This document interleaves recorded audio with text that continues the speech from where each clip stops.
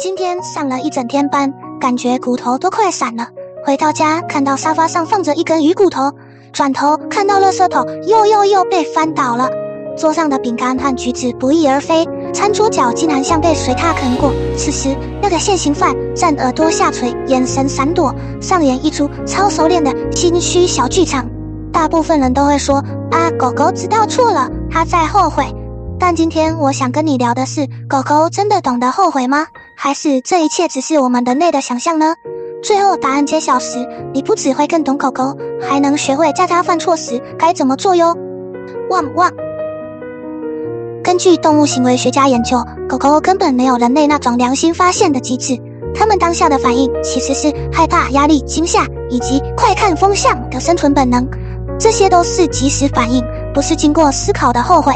真正後悔需要3樣東西：記得自己幹了啥，知道做錯了，會想早知道我就不這樣了。但狗狗卡在第2步，它們不會反省我不該偷吃，只會覺得完蛋了，媽媽臉色好可怕。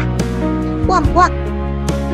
為什麼我們總愛說狗狗知道自己做錯事？是因為它們的求生欲看起來太像自責了，比如一些經典動作：低頭、飛機耳、縮身體、眼神飄走、慢慢後退。在狗狗的小小世界裡，這些其實是我好怕哦，別凶我的投降訊號，但人類卻自動腦補成它在反省。關鍵是，當你開始擺臭臉，聲音變大，狗狗就會立刻啟動這些求生模式。但真相其實是，它並不會後悔弄到垃圾桶，而是後悔你剛好回家了。汪汪！狗狗的思考屬於直球對決型，我剛做這件事，你馬上反應，我就知道是為什麼。關鍵在時間點，只要你的反應慢超過5秒，狗狗的邏輯就會錯亂。舉例來說，狗狗1分鐘前偷啃桌角，你回家才開罵，在它的腦中，結論會變成媽媽回家加上很生氣等於討厭媽媽回家。它根本不會把你的怒火跟啃桌角連在一起，所以別怪它學不會。狗狗的世界裡只有立刻後果，沒有秋後算賬這回事呢。汪汪！說到這裡，我仿佛聽見有同學正拍桌怒吼：“你說錯了！如果狗狗不懂後悔，為什麼它們總是一臉內疚？”這個正是我們最常掉入的誤區。狗狗展現出的愧疚臉，其實是一種高超的社交讀心術。它知道你在生氣，感覺到你很暴躁，發現你刻意保持距離，這讓它感到超級不安，於是啟動避免衝突的求生模式。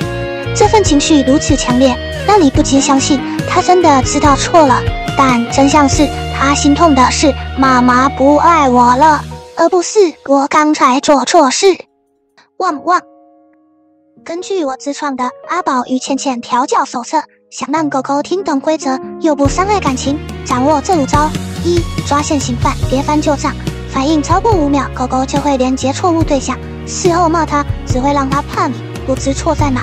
2. 改造環境勝過說教，與其怪狗狗偷吃，不如收好桌子與垃圾桶，環境管理好，犯錯誤自然會少。